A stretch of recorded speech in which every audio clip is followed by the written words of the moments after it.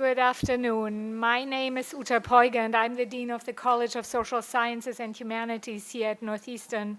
And it's my pleasure to welcome you this afternoon to this year's Holocaust Commemoration, which is a long-standing tradition at this university that has been, as I learned recently from a newly created archival site for this phenomenon, has actually been going on since 1977 at the university, so one of the longest-standing universities to have a Holocaust commemoration. This event is a key element in our Holocaust Awareness Week. Each year, the events of the week are presented by the Northeastern Humanities Center in conjunction with the Holocaust Awareness Committee. And I want to thank the members of the Holocaust Awareness Committee and especially its chair, Dov Waxman, for bringing us important and thought-provoking programs. The committee has organized this year's events under the important theme of personal confrontations with the past. And I urge you to look at your programs for the entire week, to see the programming for the entire week. As you all know, we are holding Holocaust Awareness Week during this week because January 27th marks the 72nd anniversary of the liberation of Auschwitz. And January 27th is International Holocaust Remembrance Day.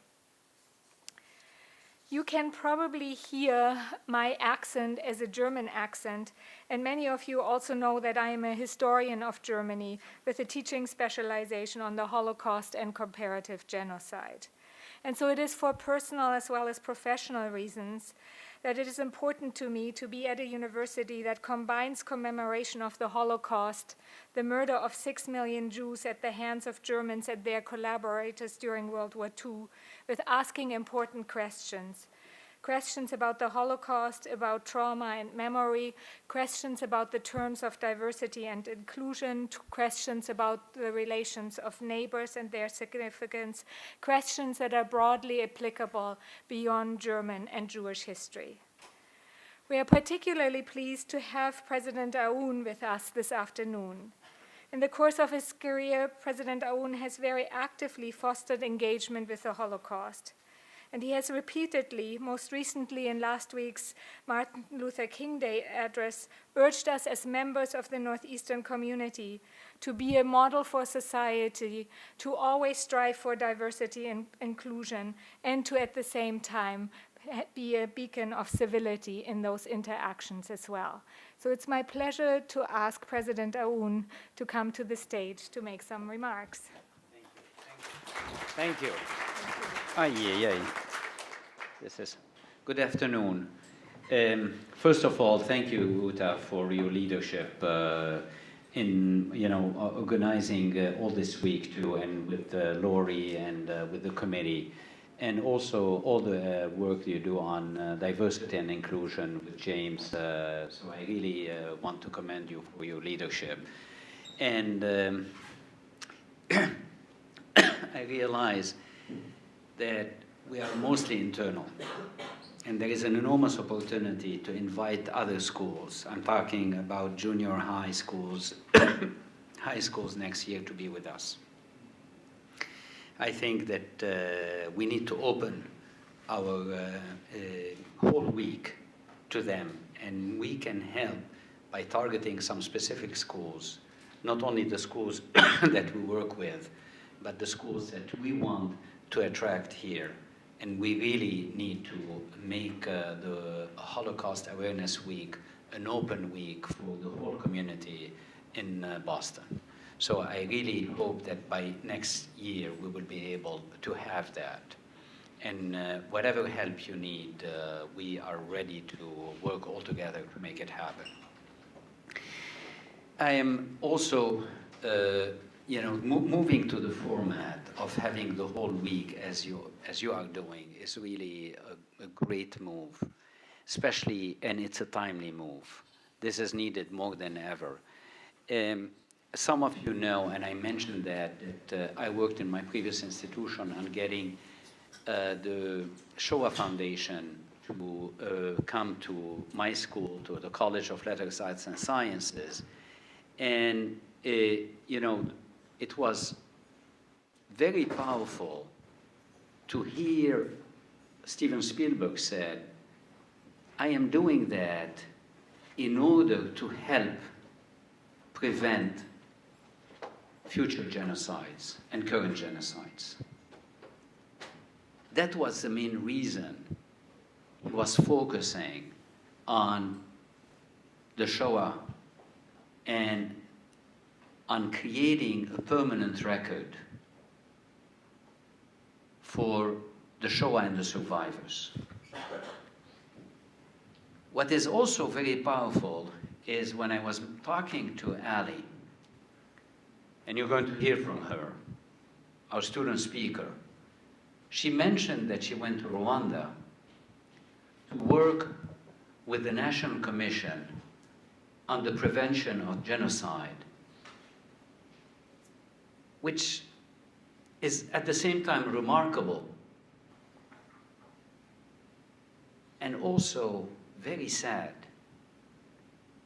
that till now, as we speak, we have genocides that are happening in the world. So this is why I feel that the message for the whole week is a message that is universal, and this is why we need to open it to other schools, not only other universities, but the high schools, the junior high schools around us. We also are seeing in our society, a rise of anti-Semitism, a rise of exclusion. You talked about inclusion. We're seeing the opposite in many quarters. For us, it's totally unacceptable. But it's not enough to have a microcosm where we reassert that this is not acceptable. We have to, our role, our responsibility, our duty is to make sure that it doesn't happen anywhere. No one should be judged based on her race, her ethnicity, her religion, her sexual orientation. And it's happening. It's getting more and more so. So this is not a scholarly week. It will have a scholarly dimension.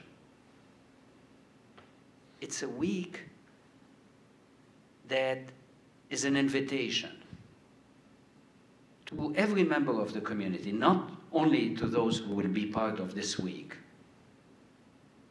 to stand, reaffirm the values, and prevent the discrimination, and work on stopping genocides that exist as we talk in the world, as we speak. So thank you for being here, and thank you for allowing me to, if you notice, I'm not on the program on purpose. So thank you for allowing me to speak.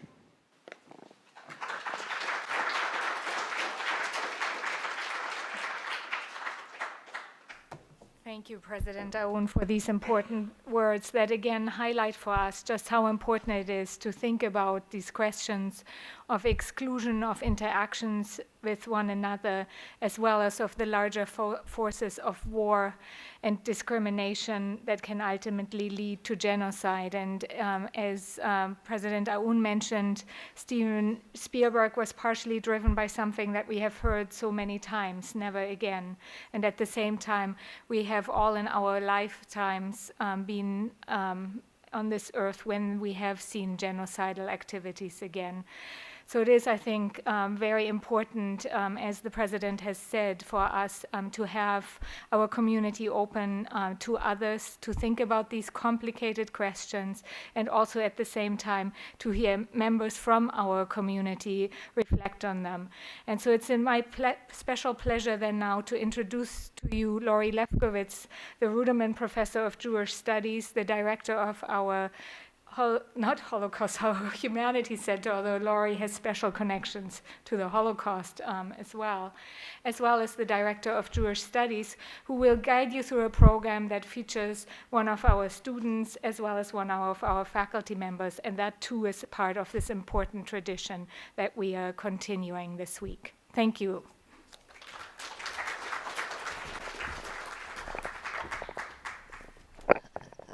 Thank you, Dean Poiger. Thank you, President Aoun.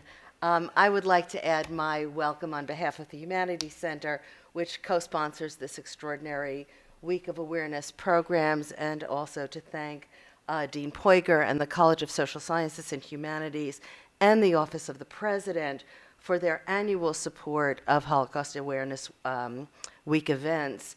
As you've heard, the university's commitment to remembering the Nazi genocide in this way through a week of programs stretches back for several decades, and it is rooted in our collective conviction that research into and memorializing the tragedies of the past must help us strengthen our appreciation for the fragility and value of democratic institutions, and thereby enforce a general will to thwart genocidal impulses.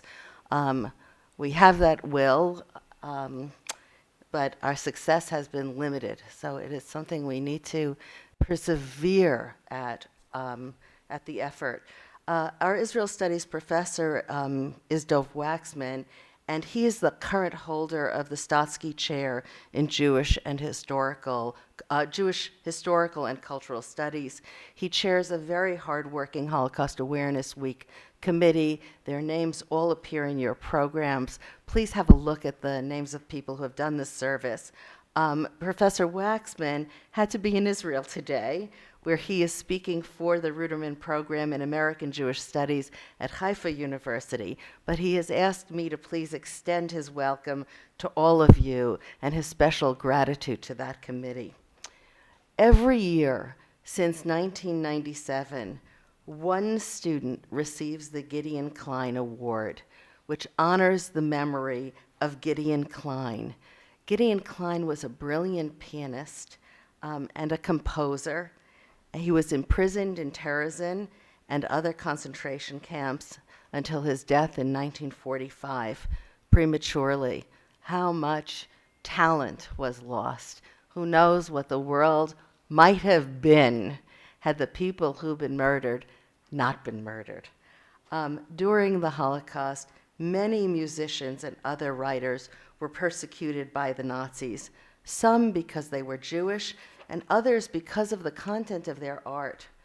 While Klein was imprisoned in Terezin, he inspired other musicians to compose and share their music in the difficult circumstances in which they found themselves.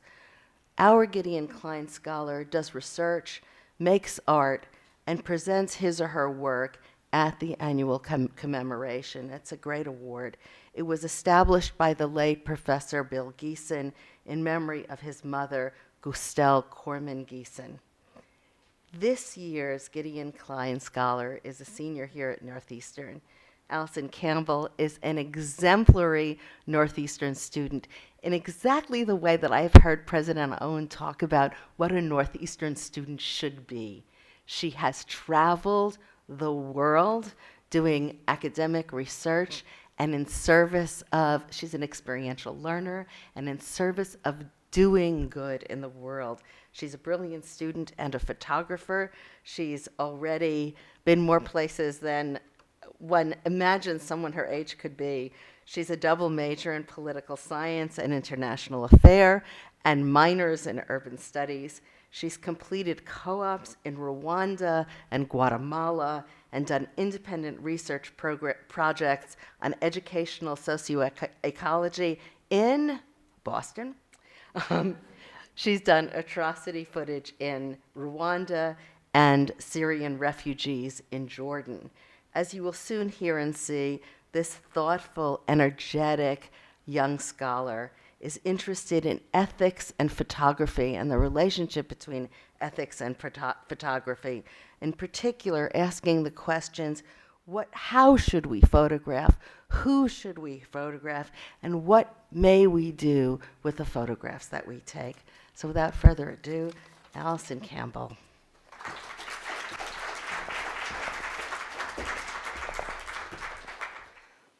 Hi, everyone. All right, so for my Gideon Klein research, I explored the role of photography during the Holocaust, and the story of Wilhelm Brasse impacted me immediately. A photograph is made, and framed and selected by the vision of the photographer. Photographs tell a limited truth. In her introduction to Portraits in Life and Death, Susan Sontag reflects, whatever their degree of realism, all photographs embody a romantic relationship to reality. As photographers, we choose a vantage point from which to shoot photographs, adjusting perspective. On another level, the ways in which we interface with our subjects, most poignantly in the realm of portraiture, has a profound effect on the resultant images and the stories such images tell. How one views a subject dictates the impact of the photograph at hand. I photographed artists living with homelessness and disability in the States. Mayan weavers in Guatemala, Syrian refugees in Jordan, and post-genocide society in Rwanda. These are demographics about whom the media and society have widely unnuanced portrayals and views. Photojournalists are critical in shaping the public story of these people. I believe the majority of the tropes that define the aforementioned misconstrued people and spaces worldwide derives largely from a perspective of exploitation, a desire to fit an obvious, albeit fallacious, and destructive narrative. It is ethically tenuous to photograph people in their most vulnerable and distraught state. Still, what is the line between exploitation and voyeurism, and social justice journalism and preserving the historical record? Wilhelm Brasse was born in 1917 to an Austrian mother and a Polish father. He learned photography in his aunt's studio in Kratowice that was seized in the German invasion of Poland in 1939. In August of 1940, while attempting to escape to France, Brasse was intercepted by Nazi forces, and on August 31st, 1940, 22-year-old Wilhelm Brasse arrived in Auschwitz camp with about 400 other Polish prisoners. He was admitted as prisoner 3444. After submitting to forced labor for 6 months, Brasse was put to work for the Erkennungsdienst, which was the identification service charged with producing photographic documentation throughout the camp. The Erkennungsdienst was headed by SS Sergeant Bernhard Walter, who was notorious for his hedonism and brutality.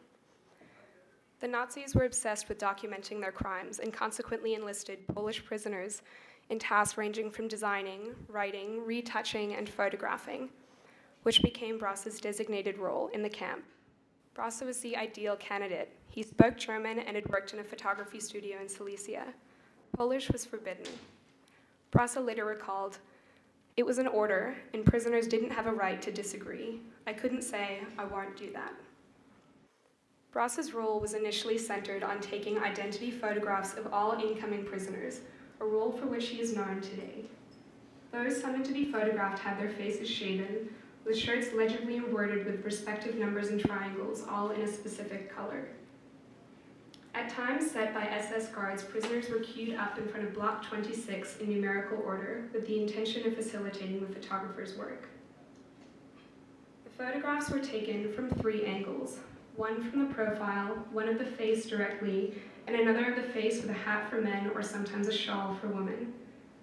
The vast majority of the prisoners were photographed wearing striped uniforms, so there exist a few images of prisoners in civilian clothing.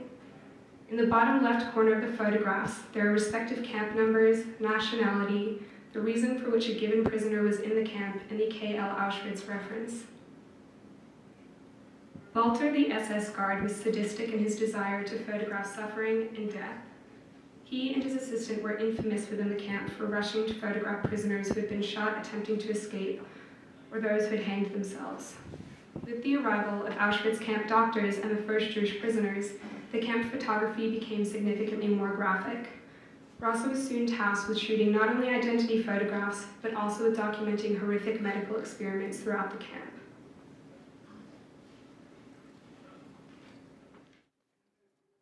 Brasse had to photograph any prisoner considered to be of anatomic interest to doctors, the diseased, the deformed, the disabled, and even prisoners with tattoos, as well as children, many of whom were subject to acts of blatant sadism. Most procedures were performed without anesthetic. When doctors Eduard Roos and Joseph Mengele performed pseudoscientific experiments, they asked Brasse to document the procedures. Brasse later described, "I had to take color photographs of these experiments, but the film was sent to a lab in Berlin. They said the work was doing research on cancer of the womb, but they could have been doing anything." I debated and decided against sharing these images with you today. Surely the subjects would not have wanted to have been photographed or seen in such compromising positions. Also, because Barassa was involved in shooting but also developing photos by SS guards around the camp, it's hard to attribute specific images to individual photographers. Given the nature of the talk and also the ethical questions involved, I think it would be a disservice to Barassa and the subjects alike to share the photographs from the medical experiments. SS officers believe the experiments reflected a tremendous degree of eugenic innovation. The photographic documentation was a mechanism of historically preserving radical changes in racial science. For Barassa, however, shooting the photographs was of course tremendously distressing. Such distress was paramount in his decision to save the photographs later on. In a 2005 interview, Barassa confided, "I made photographs of young women for Dr. Mengele. I was aware that they were going to die. They didn't know. To photograph these women and to know that they were going to die was so highly distressing. They were so full of life and so beautiful." He broke off. From January of 1944, Auschwitz was the epicenter of the genocide against the Jews. Barassa was ordered to shoot photos at the ramps where new prisoners arrived and also around the camp's gas chambers. He was also tasked with developing and printing film from SS personnel, many of whom, as I mentioned, took a sick pleasure in images of death and suffering. Barassa later recalled in reference to an image he was forced to print. It was a photograph of an elderly woman taken at the moment when she was entering the gas chamber. Just to see her face, to see her reaction. Her face was terrible, frightened, and with a horrible expression. By mid-January of 1945, however, Barassa was only one of a few left in the Erkenenstdienst. Walter, in panic and in light of the Red Army's advances, demanded that all the negatives and photographs be burned. Wilhelm Barassa and Bronsela Jurezek, both of whom worked in the photo library, were to destroy all documentation. Their work was supervised by Bernhard Walter, who was the head of the Erkenenstdienst. Barassa and Jurezek were determined to save as many photographs and negatives as possible. Jurezek described, "We put wet photographic paper and then photographs and negatives into a tile stove in such large numbers as to block the exhaust outlet. This ensured that when we set fire to the materials in the stove, only the photographs and negatives near the stove door would be consumed, and that a fire would die out due to lack of air.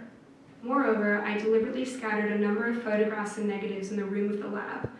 I knew that with the hurried evacuation of the camp, no one would have time to gather them all, and that something would survive." When Walter left the laboratory, the two photographers removed the undestroyed images from the furnace, then boarded up the library to prevent further access. They saved 38,916 photographs in total.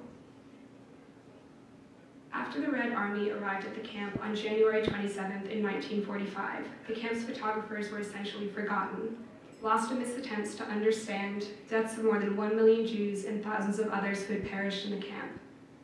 Barassa and nearly 60,000 other prisoners were marched westwards from the camps until he was deposited at the Mauthausen camp in Austria. Following the camp's liberation by US troops in 1945, Barassa returned to Zwiecz in Poland, close to the camp. There, he married and had 2 children. He tried to return to photography, but was too haunted by his memories. He described his attempts to pick up a camera again. Those Jewish kids and the naked Jewish girls constantly flashed before my eyes. Even more so because I knew that after taking their pictures, they would go to the gas.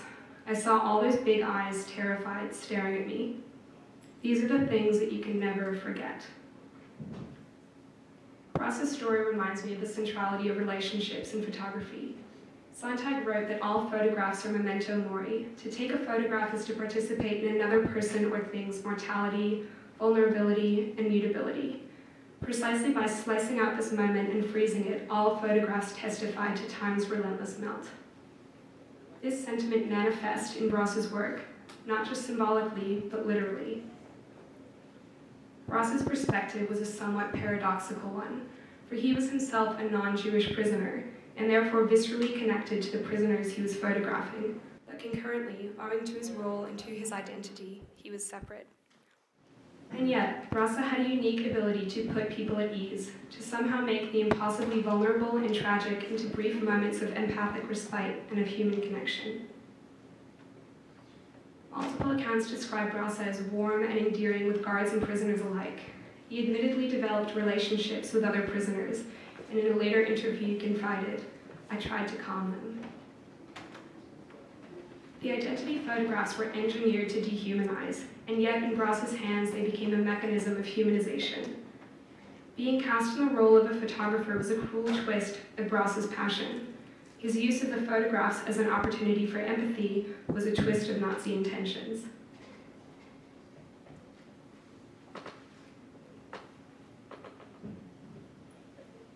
Reflecting upon photography's relationship to mortality and immortality alike, Susan Sontag describes, "Photographs instigate, confirm, seal legends. Seen through photographs, people become icons of themselves." Ross's photographs exemplify this observation. These are images and individuals the Nazis sought to literally erase, memories that, if not for their pictures, may have been construed differently by history's hand. Simultaneously, the individuals photographed have no dignity or agency. They have no choice over their participation in these shots, and they have no choice over the consequent consumption and spectatorship these images generate. Is there a distinction between the historical acknowledgement the portraits bestowed and the moral ambiguity over voyeuristically looking in the decades since? We as spectators occupy tenuous ethical territory. We have to confront the ramifications for the people photographed and, like Brasa, accept their judgment. In her essay, In Plato's Cave, Sontag describes, "Photographs alter and enlarge our notions of what is worth looking at and what we have a right to observe. They are a grammar and, even more importantly, an ethics of seeing. Dignity, respect, nuance, and banality are all central to reality. These are things that are quite worth looking at." I always offer people the opportunity to view their image on my camera when I'm shooting digital.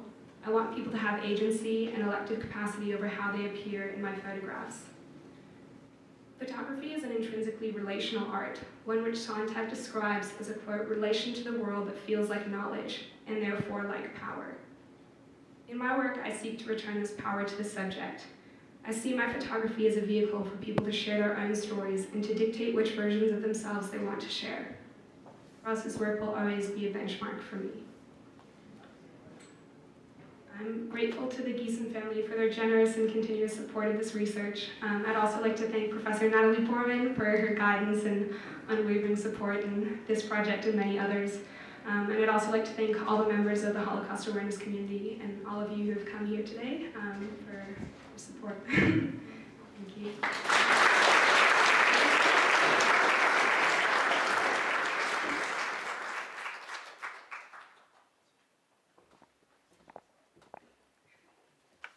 Thank you, Allison, for a moving and thoughtful and thought-provoking, powerful presentation. We will hear the faculty presentation next, and then there will be some opportunity for audience question and response after the second talk. It's now my privilege to introduce my much beloved colleague, who I've worked with on numerous committees, Rose Zoltek-Jick, who has taught at Northeastern University for 30 years, specializing in criminal law and procedure, evidence law and psychology, and professional responsibility. You can read a fuller biography in the program, but I also think it's very important to add that Rose Jick now also serves as the Associate Director of the Civil Rights and Restorative Justice Project, a very important initiative here at Northeastern that is the kind of Northeastern response that we've been talking about, both awareness of history and how to act in the present to do the work of restorative justice. It's a signature program among signature programs of our law school.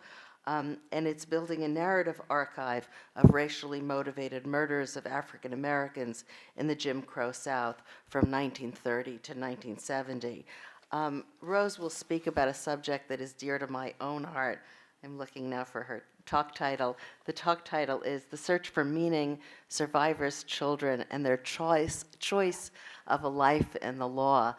Rose and I share the identity of being daughters of Holocaust survivors, And one of the things we learn about ourselves is that we too want to survive, and then we too have a kind of passion for justice. So there is a peculiar psychology to the second and third generations following trauma.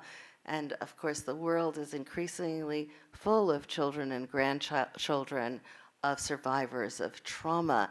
And Rose adds to our wisdom about that subject. So, Rose Jick.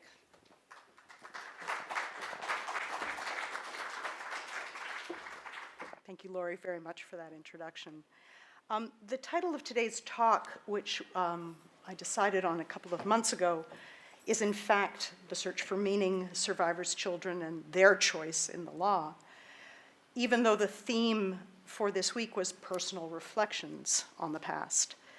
And so Lori already gave me away. This is not just their choice of the law, it's also mine. I am one of them. There's no third person plural here that's over there and distanced. No, it's first person plural and at times just me. I am the daughter of survivors. My parents' story is that they survived the war in Poland, in Warsaw itself, living as Christians on false papers. They met after the war, but false papers and a false identity is how each survived. Living out in the open, but having a secret, sort of a fatal secret. A hidden Jewish self. You have to act it out, cross as you pass a church, keep your head down so as to escape notice or recognition and the denunciation that would follow. Living every day trying to pass, living a lie in order to live. You remain hidden while in plain sight. And I have to really look at why I tried to distance myself and conceal myself in my title, as if I could remove myself and pretend that others, not me, were those people who chose a life in the law and were survivors. Did I really think that I could give this talk and not reveal my identity? Apparently so. But in the days leading up to the talk, I realized with some level of astonishment that I had reproduced the complicated dance that my parents had lived, that my title was a version of false papers. It was my way of hiding under a mask of objectivity, afraid that the personal would muddy the academic. Hiding and avoiding. There's so much pain here in being the child of this experience. There's so many silences, there are so many secrets, that one does this dance, this dynamic of approach and avoidance, of reveal and conceal. And that's really been the story of my struggle about the war. I have shelves and shelves in my personal bookcase about the war. Not so much the facts, but rather memoirs and novels and memoirs that are novels and novels that are memoirs.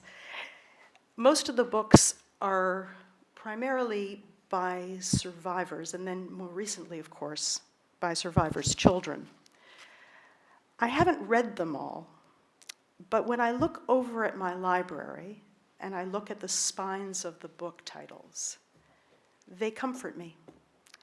They are my siblings. I'm an only child. I am the last surviving member of my father's family, and these are my siblings. It's a complicated thing to carry this legacy, and it's a complicated thing to be a lawyer, and a student of the law, and a lover of the law, and immersed in the professional world of the law. And at the same time to know that law was the instrument of my parents' disenfranchisement and of their dehumanization. So with law, there's this constant inner struggle, this approach and avoidance, the question really that anyone has to share if they really look at the law. Law is a double-edged sword. At the heart of law, for anyone who practices, is a dual consciousness about how law can be used. both for the light of justice and for the darkness of injustice. Now, there are many professions, perhaps all, and Ali really beautifully talked about this in terms of photography, but all professions really have to face this dilemma. We all have our craft, we all have our skill and our expertise, and all of them can be used by human beings as instrument for good or for evil. There were Nazi doctors. There are Nazi journalists and propagandists and twists words and ideas to express hate. Architects built Auschwitz. Engineers designed the delivery of Zyklon B.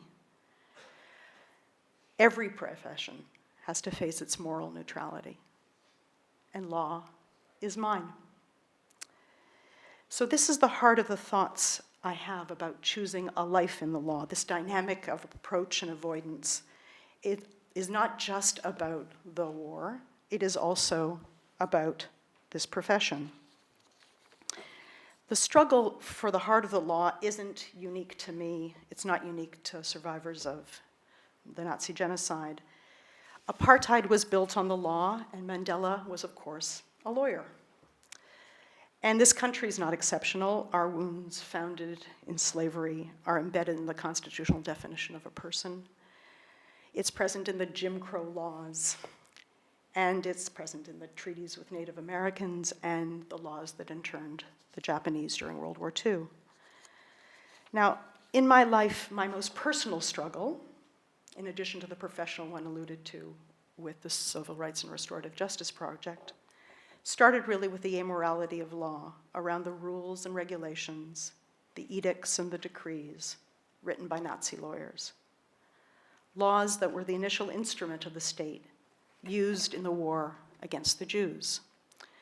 Men like Hans Frank, Hitler's personal counsel, lawyer for the Nazi Party, appointed as the Minister of Justice in Bavaria.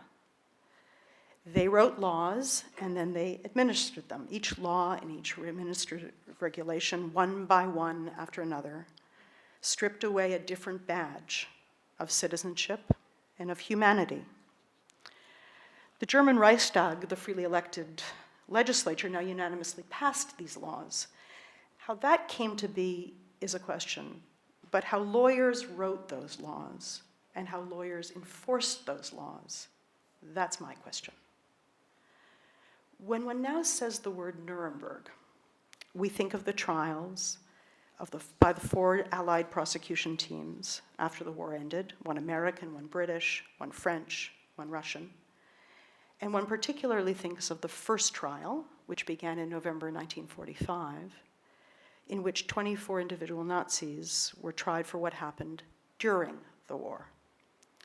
Now, among the defendants was the aforementioned Hans Frank. But what he was on trial for at Nuremberg was his role in the war. He was the Governor General of Poland. He oversaw the killing of 3 million Polish Jews, 90% of pre-war Jewish population.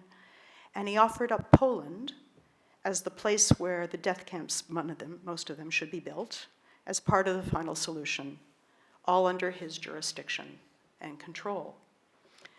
But what the name Nuremberg should also evoke, but no longer really does, is the Nuremberg Rally of 1935, where the Nazis announced the first of the laws which institutionalized their racial theories. These were known actually as the Nuremberg Laws.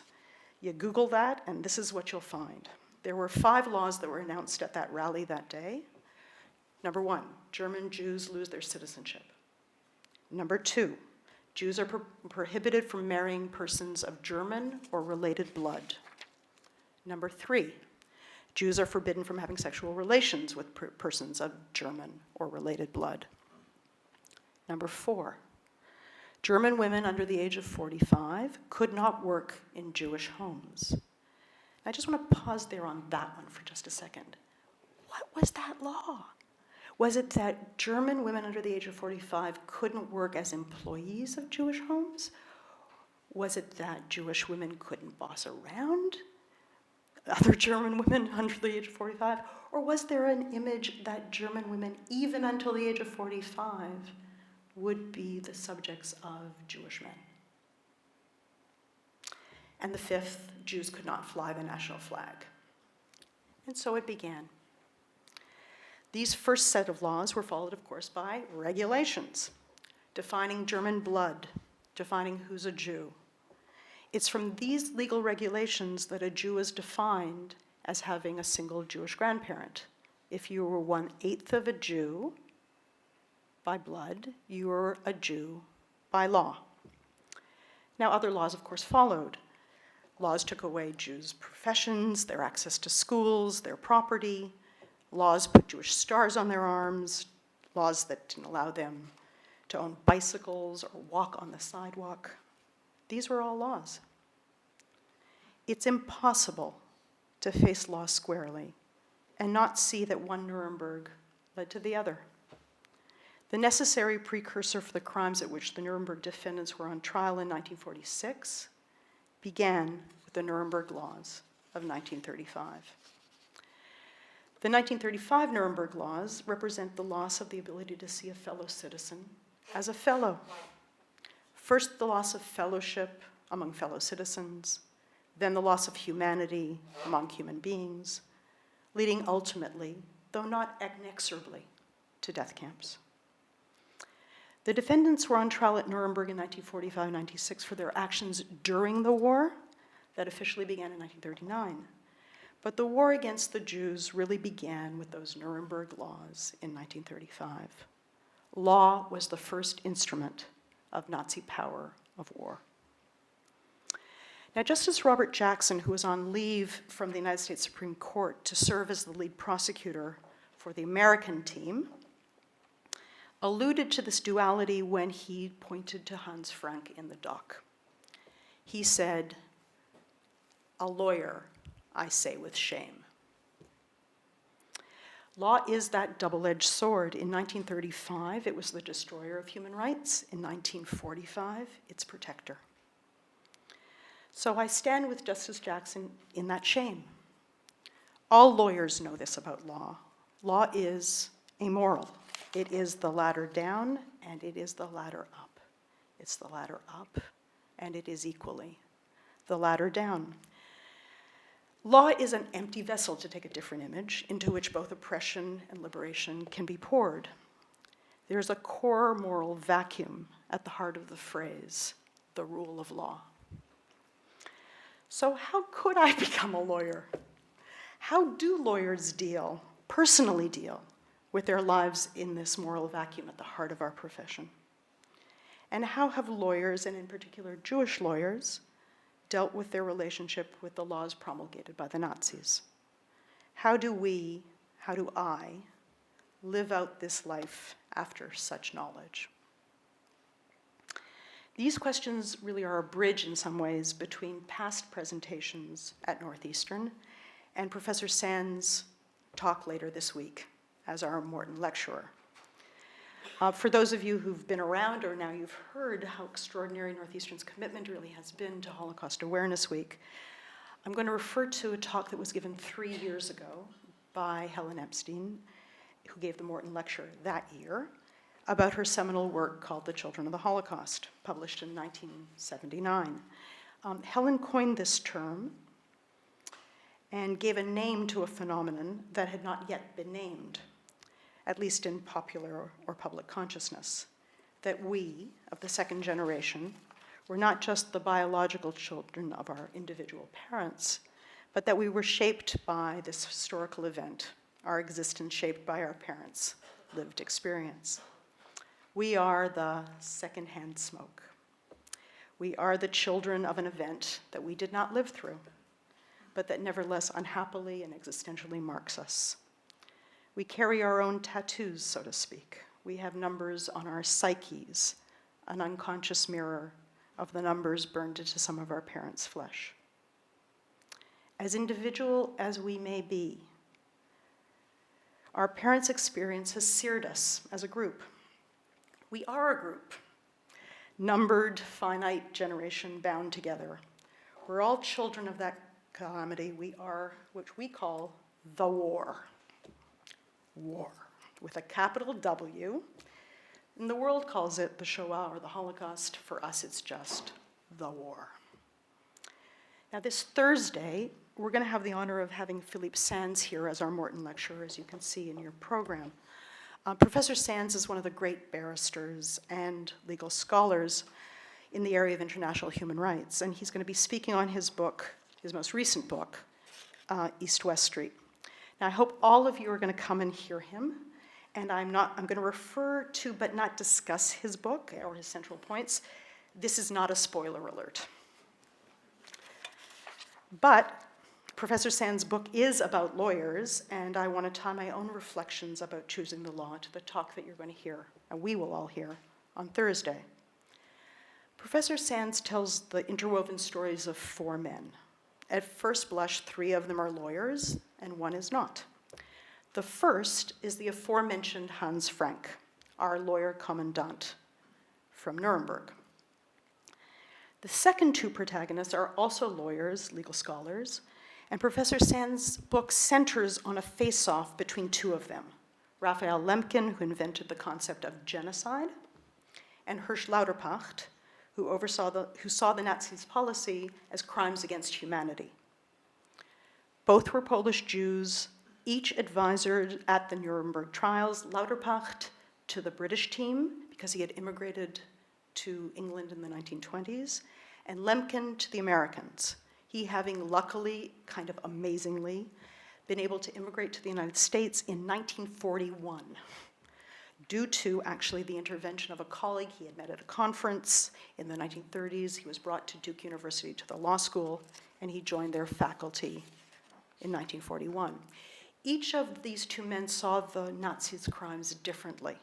Lauterpacht saw the Nazis' actions as a crime against humanity, the Jews as an individual capacity, as members of humanity.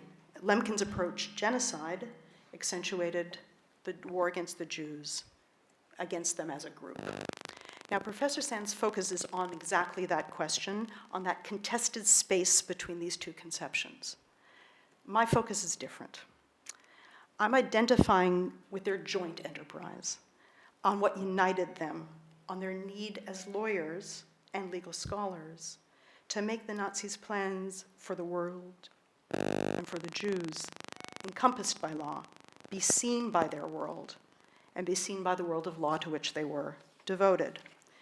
I'm identifying myself with them and with their quest to rescue law, much as I identify and align myself with Justice Jackson and his expression of shame that Hans Frank was a lawyer. How could one choose to be a lawyer? Lemkin and Lauterpacht's legal scholarship was in service of the same passion that animates me. They both wanted law to be big enough, large enough, expansive enough to let them in. They were invisible. They'd been denied, they'd been exiled, not just from their countries of birth and education. My focus is that the law exiled them from law itself. And I want to salute how determined they both were, how passionate they were in their arguments to push their way in. Amazingly, instead of running away from law, they ran towards it, seeking approval and acceptance, acknowledgement and recognition, as if they could purge law of the ugly stink of it having been used to deny and to oppress. They both wanted to purify it, like a rededication of law as an expression of morality. They were on a quest to create a law that vindicated them and avenged them, their families and their people, by recognizing that what had happened was a crime. They were hammering against the door of law, saying, with a big do not enter sign, and saying, let me in. They were, I am suggesting, struggling and united in the same dance of loss and love, and this 2-step of ambivalence and pain in their relationship to law. We lawyers want to love the law, and we want the law to see us. Now, interwoven in Professor Sands' book is the story of Leon Buchholz, who is Philippe Sands' grandfather. In this book about lawyers, there are chapters and chapters about Professor Sands' search for the fuller story of his grandfather's past. 3 lawyers and his grandfather. But the book is always also, obviously, about him, not just by him, but about him. It is the same dance of reveal and conceal. Now, only once does Professor Sands make a connection, his connection, to law visible. So on page 7, in the prologue to the book, he writes the following. Why had I chosen the path of the law? And why law of the kind that seemed to be connected to an unspoken family history? A rhetorical question. In the very personal story that you're going to hear on Thursday, there it is. It is the same reveal and conceal. It's the one that I identify with, to which I resonate, the topic title I put out and hid behind. Does the personal muddy or does it illuminate? What does it do to the academic enterprise? Does the personal or the muddy also muddy the professional experience? What we can't see about ourselves or can't reveal, or we pose as rhetorical questions, or as titles to talks with self-effacing titles, others can see right through us. Our passion to explore these questions, our choices of what to study, of what to write about, of what to do as a profession, I'm suggesting, our desire to play a role in the redemption and protection of that generation. It's a conflicted set of choices in which we are giving voice to their lives, and as lawyers, we are avenging them and giving meaning to our own. So the rhetorical question that Professor Sands asks about himself, I'm going to try to answer about myself. Why did I choose the path of the law? And why is the law of the kind that I've chosen to write about and teach on, why is it and how is it connected to my family history? So why did I become a criminal lawyer and then a professor of criminal law? Why did I choose to write about post-traumatic stress disorder? Why did I choose to write about law and memory? And why did I choose to write about statutes of limitation, which govern how long one can litigate a loss?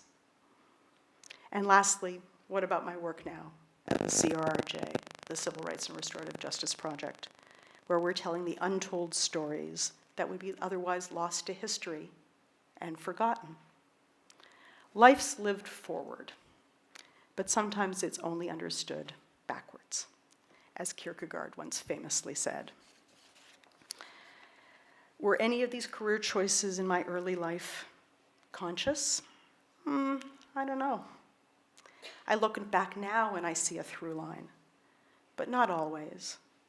I didn't even see myself clearly when I chose the title for this talk. The ideas that I'm exploring here really began when I read a line in an article in a psychology journal stating that second-generation children were overrepresented, disproportionately represented in the helping professions. And that line stuck in my head. I liked it. I held on to it because it accentuated the positive.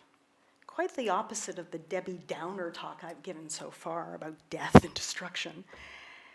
This spin was positive, but not in a Pollyannish kind of way.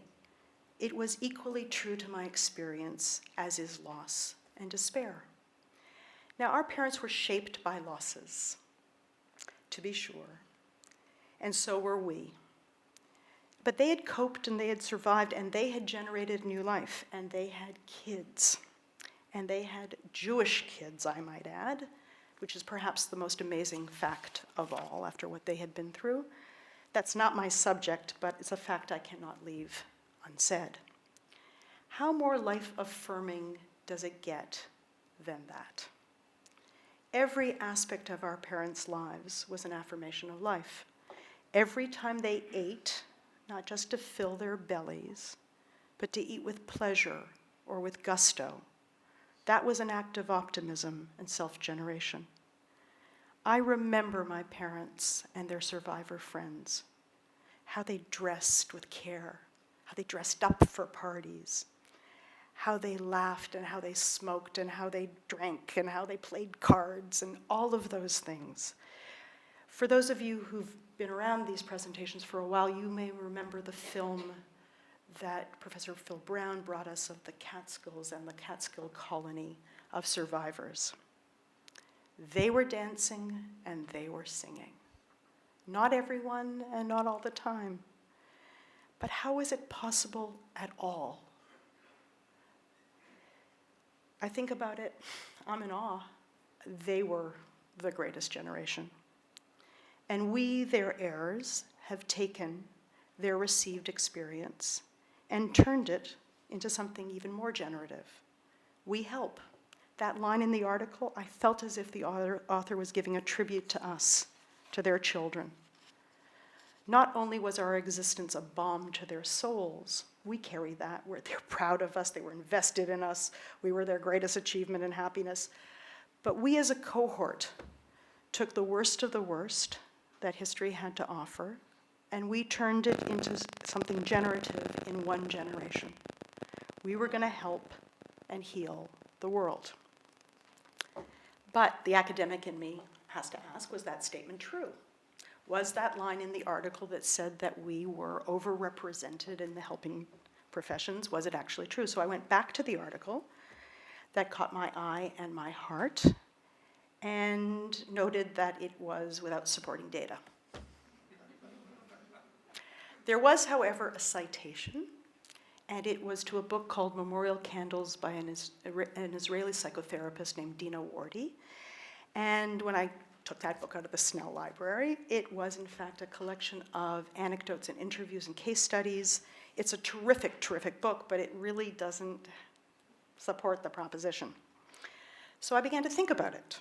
Have a higher percentage of us been and chosen careers in the helping professions? Is that a statement that can be supported? Now, I am a lawyer and not a sociologist, but I do understand normative groups. And what was our normative group? Against whom were we going to be compared? Were we going to be compared against Jewish children of non-survivors? Now, if so, then it was going to have to be international in scope, because remember, this cohort is scattered all around the world, living in whatever country our parents could get entry. And there are no data on professional choices that designate religion or ethnicity, and let's agree that we're not going to go into the question of who or is what is a Jew, nor by that manner for who's a survivor's kid. Now, I briefly touched on that for a second. It might have gone without notice, but Lauterpacht left in 1920, and Lemkin started the war in Warsaw in 1941, but was able to get out in 1941. Would they be considered survivors? I mean, it's an almost horrible question to ask, and Lori's nodding no.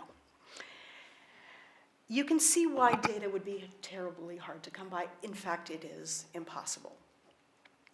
But even if one can't find quantitative data, I nevertheless want to stick by the truth, the deep, the essential truth of that insight contained in that line. It's not about the overrepresentation, it's not about the numbers. It's about identifying us as helping. Calling us helpers, identifying our professional choices as being associated with helping and not hurting, is what I responded to so powerfully. And that feels to me to be profoundly true. But now we have to ask, whom are we really trying to help? And what drives us? And is that different than others? Now, all I have to go on here without data are my personal experiences and the memoirs and those essays that are lined up on my shelves, and my friendship circle of childhood playmates and high school friends and university colleagues and law school colleagues who are survivors' children. We gravitate to each other. We have survivor children radar. And from that small selective sample, I want to offer a friendly amendment and perhaps a supplement to the original proposition. Most of us, I think many of us, are in the meaning-making professions. We are in the arts and journalism, academics, medicine, therapy, rabbinics, or the law, all of which are designed to explain people in our world and to help others through their struggles. Now, we're hardly alone in this search for meaning in the world. That would be presumptuous. But what I think is true for many of us, and perhaps a disproportionate number of us, is that our professional lives are deeply tied to making meaning out of the particulars of our parents' experience. We are struggling with ghosts of destroyed, vibrant, deeply Jewish, deeply secular, deeply European world in which they lived. The assertion that I'm making here is rather not so much that survivor kids are not so much about meaning per se or social change per se or repairing the world in a general sense or giving back. Many people see their lives this way. But what distinguishes us from others who share this aim is how deeply rooted our motivation is bound up with our parents. Our focus is trying to make sense of a world that could do this to our parents and how we can live in this world. It's about us and them. This is deeply personal and deeply bound to them, and we are forever tied. Our meaning making is profoundly about them in particular. We are working out our relationship to them in the war through our work. Our work is the means by which we give no posthumous victory to those who tried to murder our parents. We vindicate their lives, symbolically protect and erase their vulnerabilities, and we show the world how generative and creative we are. We stand in for cousins and siblings lost and cousins and siblings never born. We will be powerful, and we will ease our own fears about our own vulnerabilities in the process. My generation of survivor kids understand that we carry our parents and their lost families and their world in us. We all bear names of those who died. That's the Jewish way. But we bear names of those who were murdered for having been Jewish, names that signify our parents' losses. They looked at us and they saw what was lost. When we looked at them, we wanted to make it up to them. We wanted to make it right. And what I've come tentatively to understand is that we also sought in some way to become our parents' parents, their protectors, their healers, their voice, and in the case of law, their avengers. We as a generation were banging at our own door, trying to say to the world, how could you have done this to them? See us, see what you did. See what was lost when you murdered the poets and the artists and the lawyers and the scientists and the rabbis. See us and our achievements. See what the world has lost. See and weep. Our lives are premised on a fact that we never take for granted, that we were lucky enough and privileged enough to live in freedom and to choose a profession, a choice that was denied to many of our parents, who scraped by and made money in whatever way they could. After the war, and defined by age and education before the war, and varying degrees of English literacy and state of ruined health, mental, physical, or otherwise. We, unlike our parents at least, had the security to even choose to have a profession. We were immigrants' children, to be sure, and share many of the conditions and contexts of other immigrant groups' children. There's often a role reversal. There's often children shepherding their parents through a world in which they were at great cultural or linguistic disadvantage. But for us, our parents were a different sort of immigrant. They were immigrants plus. They had to flee, but they fled a world they didn't want to leave, and a world from which they had been banished and dispossessed. They had survived, but the world they had known, and the world that many of them loved, had not. So let me add a dimension on to being a child of the immigrants and tie it back to the war and tie it back to law.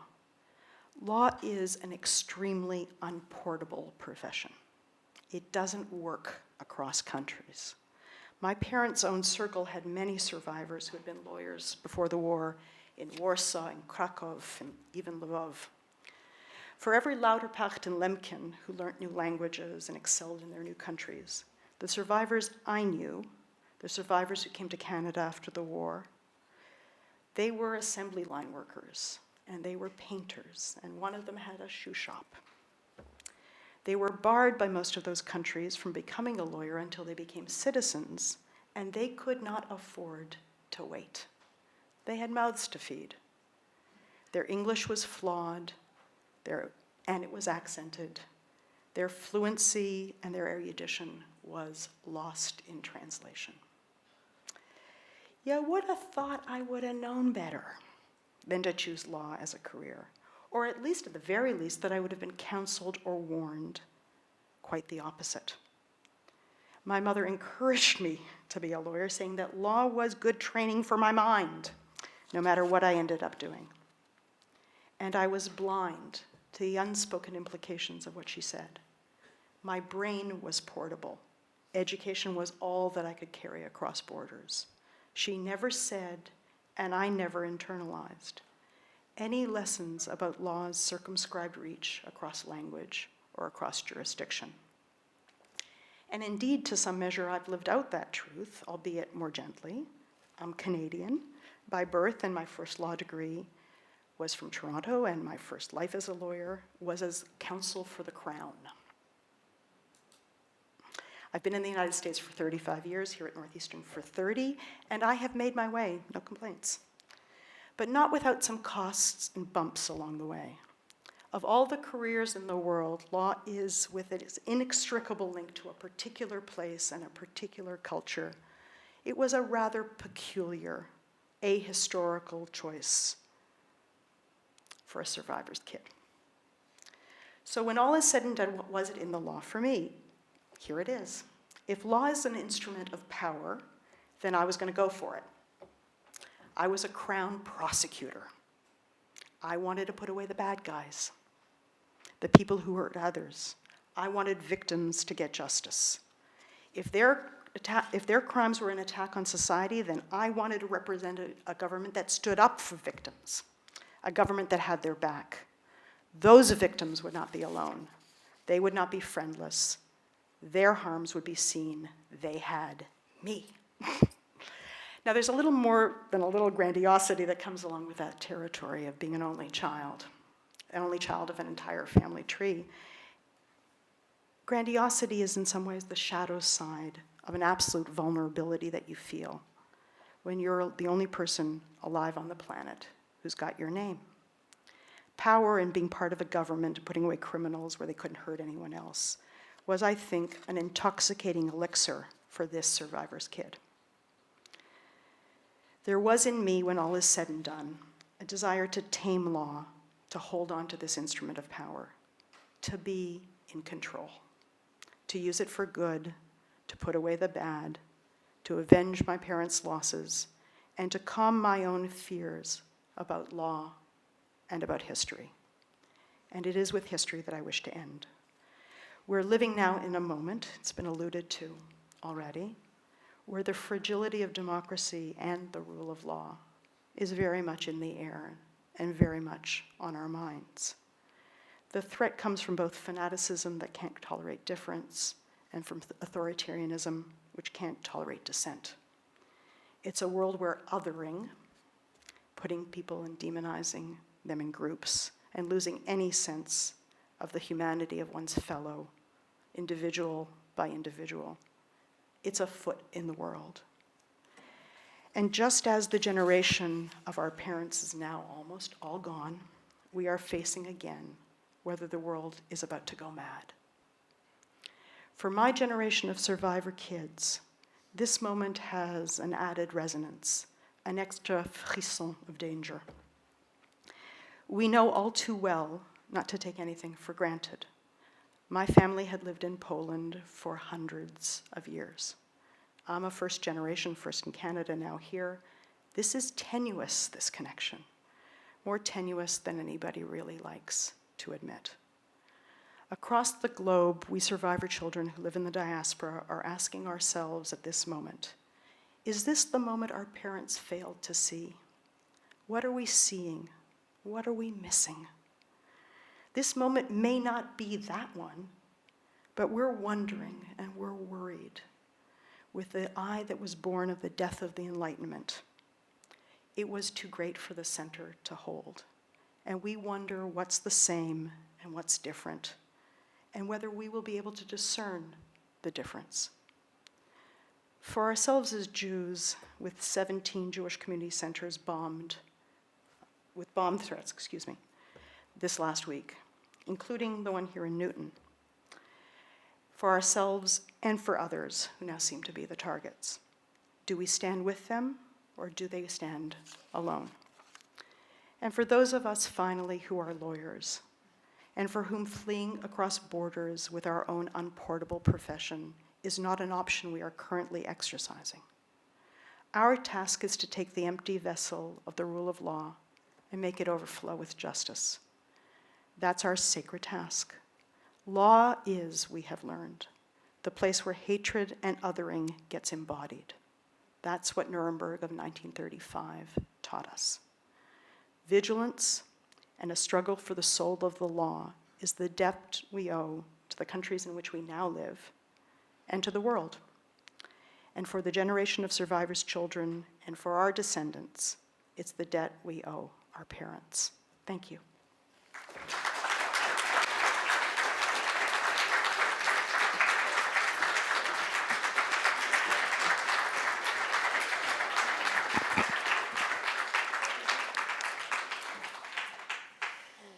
We have heard two profoundly powerful presentations that integrated personal choice, professional choice, and the circumstances of the world, and one's position as a thinker and communicator. I'm going to make an executive decision right now to have the question and answer period actually be informal conversation at the reception that will follow, so that we have time to interact with each other. I think partly because I'm watching the clock, and partly because I think so many questions were generated by these talks that we'll want the opportunity to connect with each other and develop and extend the conversation that you have opened for us. Thank you for this presentation. I also want to add a little bit of closure here and remind us that the very meaning of the word Holocaust has changed over the years since the Holocaust. It changes over time, and historians have observed that changes in public perceptions and scholarly discourse and political rhetoric also change what becomes imaginable and therefore possible, for both good and for ill. And I think that was Rosa's starting point. Historians of the Holocaust teach us to be alert in our own moment to the role of bystanders to evil. Holocaust historian Deborah Lipstadt observed that the dirty tricks, quote unquote, that threatened democracy during the Nixon administration shared a frightening amorality with the rhetoric of Weimar. Stanley Milgram, who famously designed experiments to discover how far people would go when absolved of responsibility by simply obeying orders, acknowledged wanting to know, and this is Professor Milgram's words, whether in all of the United States a vicious government could find enough moral imbeciles to meet the personnel requirements of a national system of death camps, unquote. And the shocking My Lai massacre in Vietnam seemed to support one of the false interpretations of Hannah Arendt's view that there's a little bit of Eichmann in all of us. Lipstadt attributes the initial United States inhospitality to the devastated Holocaust survivors. We forget that initially the Holocaust survivors were not so welcome in America, to the fact that America loves winners, not whiners. The Jews of the Judenrat were obscenely compared to Nazi capos. People debated Eichmann's character. They wondered, was he a clown or was he a monster? And Hilberg's first important history of the Holocaust lamented populations and governments' anticipatory compliance to Nazi intimidation. Questions of what might have been anticipated from what was known before the final solution and how evil becomes tolerated cannot fail to engage us today. So I want to thank today's brilliant presenters who really made that point with a vengeance. and ask you all to please come to the events that will continue the rest of this week. Tomorrow's, the survivor who was advertised to be speaking tomorrow because of a personal tragedy cannot make it, but we do have a survivor of the Holocaust, someone born in Poland, someone who is a survivor of the camps and of devastating personal losses, who will be here at 12:30 in Raytheon. We should honor these survivors by coming to hear their stories. And as you've heard at length, Philippe Sands' film will be shown here on Wednesday, and the signature part of the program, the culminating lecture on Thursday evening, the Morton Lecture from 6 to 7:30, also in Raytheon. I hope to see many of you at those events. I also hope that you will encourage anyone and everyone you know to support the programs of this week. Again, my thanks to the president, to Dean Poiger and the college, and most especially to the hardworking members of the Holocaust Awareness Committee. Let's continue our conversations outside.